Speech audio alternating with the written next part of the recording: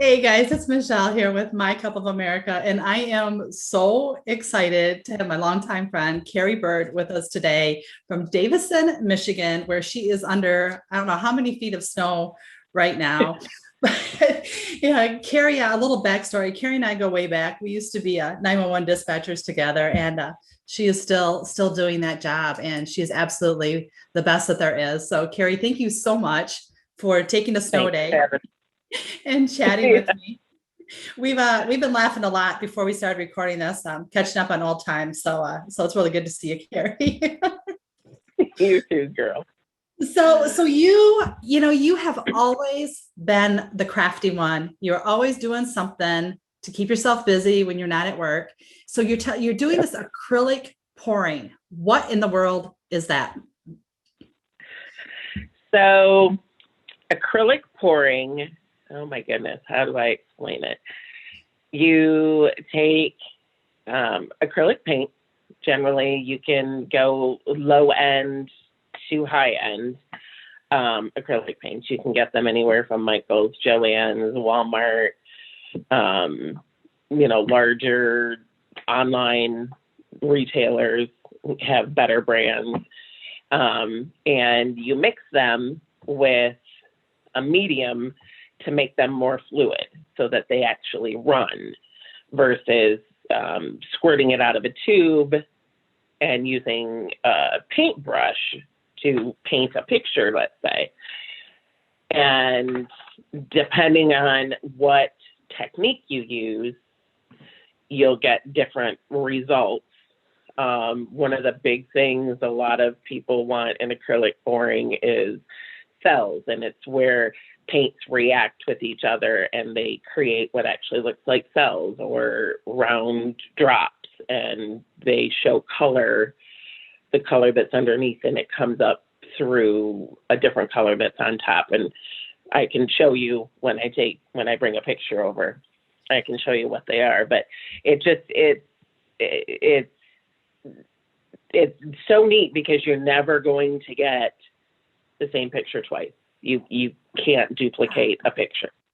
So what is it poured onto? Is it tile or what is it? You can. Some people pour onto tiles. Some people pour onto wood.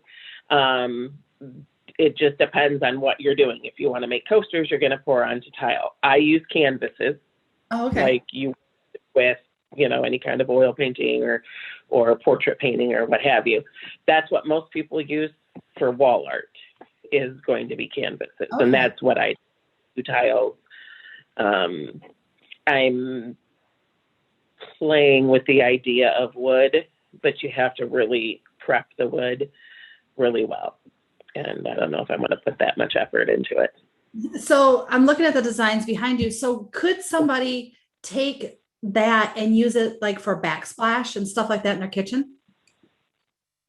Yeah, if you put it on like 4x4 tiles, but again, you're never going to get the same design on everyone. You can use the same colors, Right.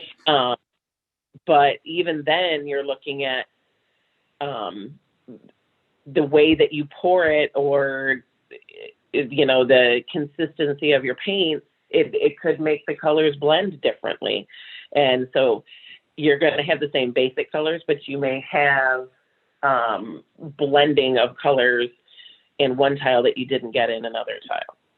So how did you get So, started into this? Where did this inspiration come from? I started watching YouTube, and I don't know what came up. Something came up. One of the artists came up, and I thought, And so I watched it, and I was like, that's amazing. Wow. And I mean, me, Michelle. Not, I'm fairly spontaneous, and so I just said, I'm going to give this a shot. And I watched YouTube video after YouTube video. I mean, I've watched hundreds and hundreds and hundreds of them. Yeah. And Isn't it crazy then, what you can learn on YouTube?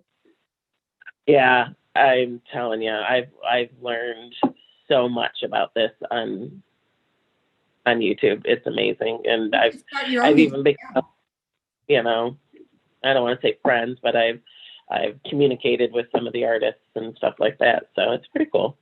You should start your own YouTube channel. Oh. Now that we got you on camera here, you know, Kerri, you've been the voice behind the radio for so many years, and now you're just doing the same thing. You just got a picture with it. So I know, but yeah. yeah. If I could do it, anybody could do it. I don't know. That's a problem for another day show. But you know, you can make money off it. You know, you get so many viewers and stuff, and I've got a friend of mine down here that he's got a YouTube channel showing people different techniques on making the masks. And he's got millions people following him, you know, and he's making bank off from it, you know, so. Yeah, I'm playing with the idea. I don't want to use my phone to do it. So I'm looking at getting, you know, a video camera to do it. And so I don't know. We'll see. I can help you with that. No promises. I can help you with that. I mean, I work two jobs, Michelle, and then I'm going to have to edit videos and stuff like that too. You don't edit. You don't edit. I can help you with that, Bird. So how long does the process take? So from the moment, okay, I'm gonna pour today. How long does the whole process take to finish it? So it depends on the person, but once you decide, okay, today I'm going to pour, then you have to pick the colors that you want. You have to decide on the technique that you're going to do. Different techniques require the consistency of the paint to be different. Oh, okay. So like all of these, you know, the earth colored one, the three that look similar, those all can need a fairly thick consistency. And then this black and blue swipe, that takes a much thinner consistency. So once you've decided that, then you have to mix your paint. And mixing paints, depending on how many colors you're using, takes a while. Not super long, and then you have to do the actual pour. Right. So when the swipe one that I have, that one is pretty easy. You're just, you know, putting a base coat down and then putting the colors that you want in a line across the center point of the canvas. And then you start using something to swipe the colors down. And then after that, it's done unless you want to mess with the composition by tilting it or using palette knife to change the composition of it. And then you have to let it, once you get it how you like, you have to let it sit, and you have to let it sit for basically a week. Oh, wow. And then it's definitely dry enough to the touch. Okay. I let mine sit for a minimum of 2 weeks before I even think about putting any kind of top coat on it. Okay. So then it's sealed afterwards. Correct. I mean, it's actually up to the artist, and it's up to the purchaser if they want it sealed. I generally seal mine before I even put them up for sale. And I put a high gloss varnish on them. Some people do a resin coat, which is, you have to let the painting cure for a month, to my understanding. Wow. I don't do resin. My understanding that you have to let it cure for a month so that it is 100% dry through and through. Otherwise, you'll get the moisture that'll come up under the resin, it'll make the resin coat. The resin coat makes the painting amazing, but to me, it kind of takes away from it in that it doesn't even look like a painting anymore. Oh, really? It almost looks like a poster to me. It's just like too perfect. And this is art. It's not supposed to be perfect. It's not supposed to be a picture, like Kodak picture, you know? So I like using gloss varnish. That's so, cool. And then I do 3 gloss varnish, and that usually takes about a day and a half to do 3 coats of gloss varnish. So Bring a couple of those up closer so we can see them.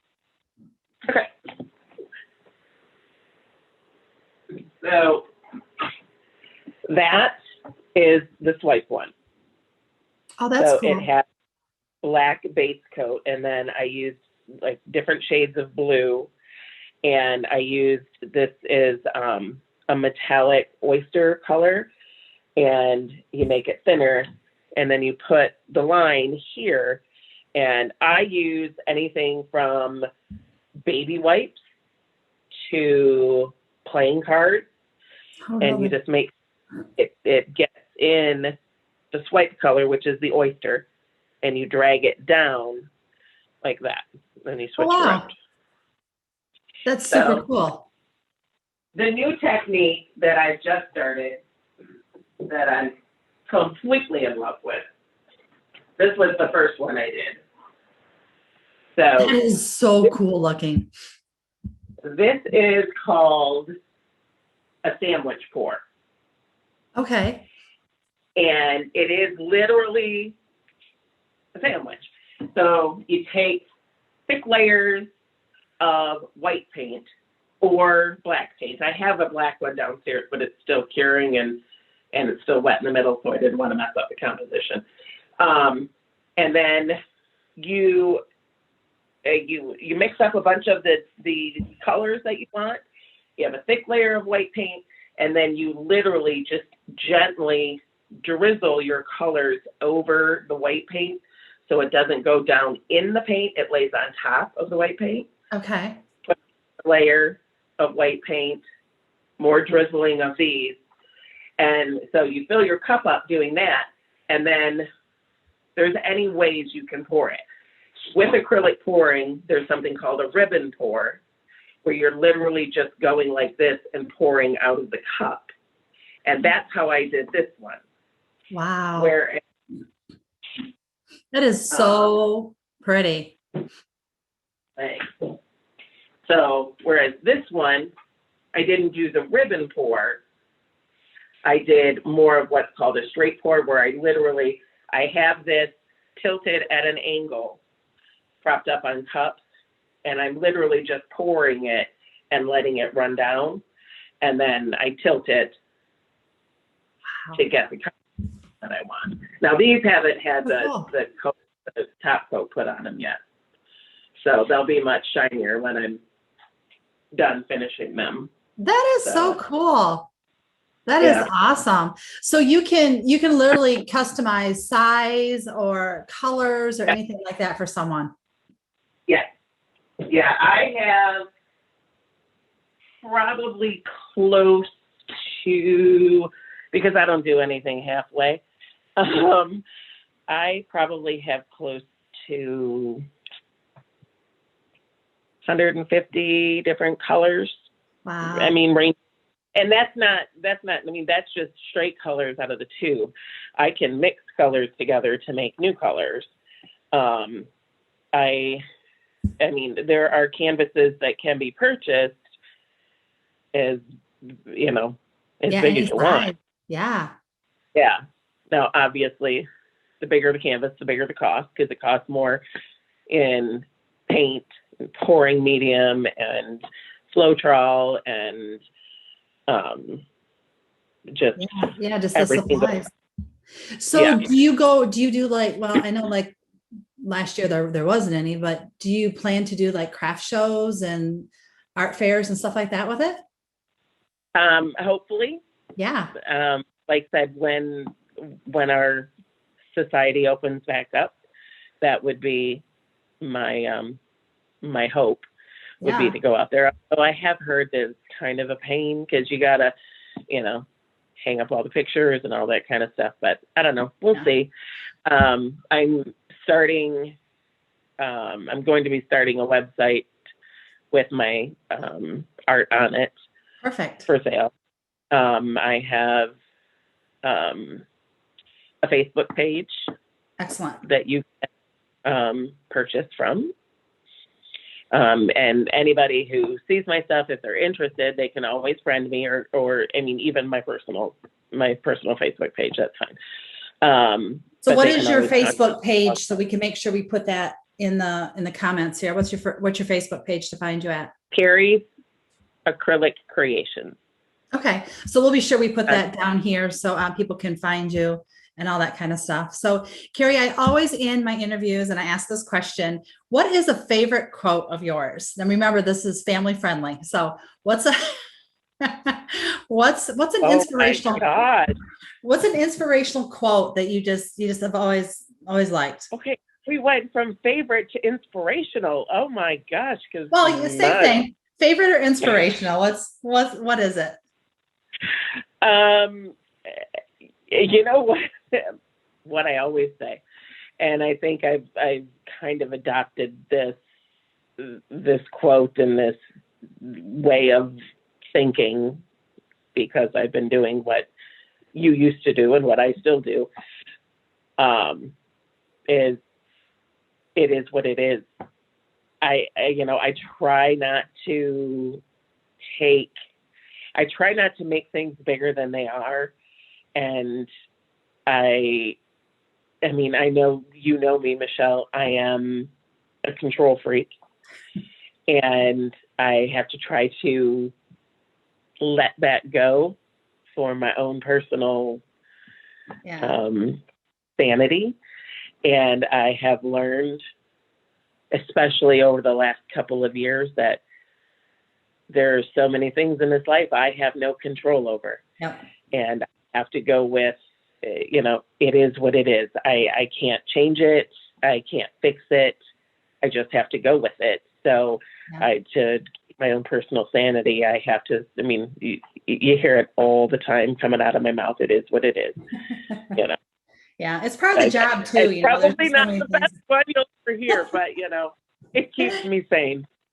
It's part of the job too. I mean, as a dispatcher, there's so many things that are out of your control. You just you can't. You just can't.